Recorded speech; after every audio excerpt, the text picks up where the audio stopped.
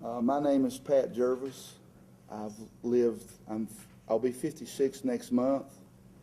I was born up at Andover, which is about a mile from Appalachia. I teach school here at Appalachia High School. I teach government, history. As a teacher here, all the children of the families that live up in the hollows come here, and a lot of them are in and out of my classes. You know, they would bring up some of the issues that they were seeing at their homes. In particular, the first place is a little mining town between here and Norton called Dunbar that's probably 6 to 7 miles from here in Appalachia. And I began hearing them tell horror stories of where they were blasting of rocks hitting houses and the terrible dust situation and of them, destroying the mountains. And, as a teacher, the word is an educator. And I think that's my primary role, is to educate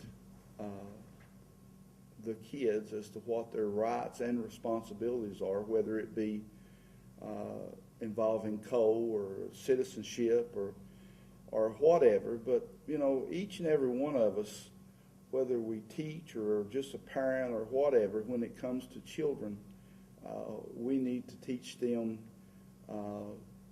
to be responsible citizens. And when your very community is being assaulted and in some ways devastated,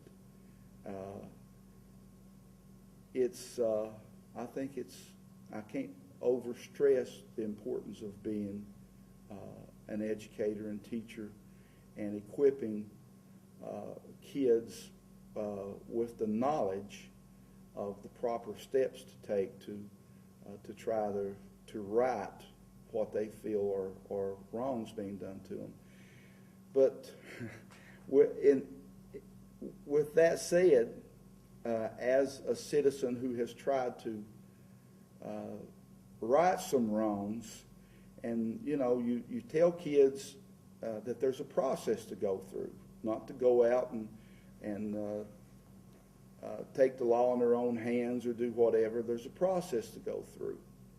The democracy we have now is lots of times it's whoever can work the system the best and influence the system the best, not who's right or wrong or what's right or what's legal or not legal.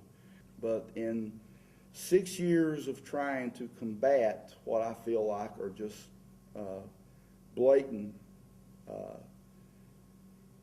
discrepancies in what you can do under strip mining laws and what is being allowed, I feel like that a lot of it has to be done on the political side rather than getting the enforcement organizations to do their job, because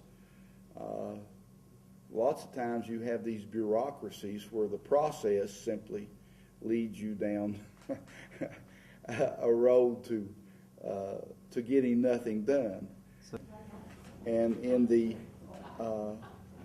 1890s, they actually began mining coal about 5 miles from here up at Stonega, and it just grew from that. And of course, from that time up until the 1960s, it was all underground mining. And at that point in time, they began doing some relatively small strip mining operations, what most people locally would call bench and auger. Here where we're sitting is right in the middle of 78,000 acres of Wise County coal property that one company, Penn, Virginia, owns. And they're the ones who I think are ultimately responsible for what's going on, because it's their land, and used to everything was done practically underground, and there wasn't that much damage, and everything was shipped out by rail, and there wasn't that much air pollution and with the dust and things. And when the strip mining laws were passed in the 1970s, strip mining really was very limited. And then as the mining industry found the loopholes and began to lobby Congress and get laws passed of where they could get around a lot of the restrictions and so forth, they basically took the teeth out of the enforcement. And of course, this latest decade or so of strip mining has been on a much larger scale, much more devastating. And for example, the latest thing I think that has really affected our area is the remining law, where that if a company comes in and remines an area that was mined during the 60s before there were restoration laws, they relaxed the reclamation requirements.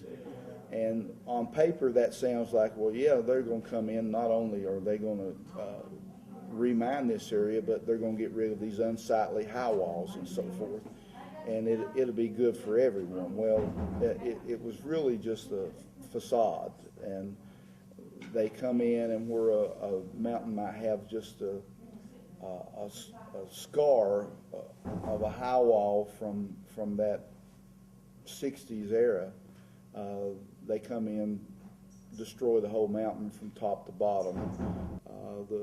The people who are in this area just do not have the financial resources to fight the coal companies on these issues. Do you think it's fair? And that's the bottom line around here. I think most people simply are not equipped with the knowledge or the economic ability to fight the coal industry, which is very well organized, across the nation, and they stick together and support the members of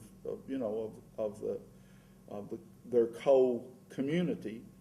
And I don't know of a single battle that's been won by people in the area fighting to try to protect what they feel is their right to exist here in the mountains.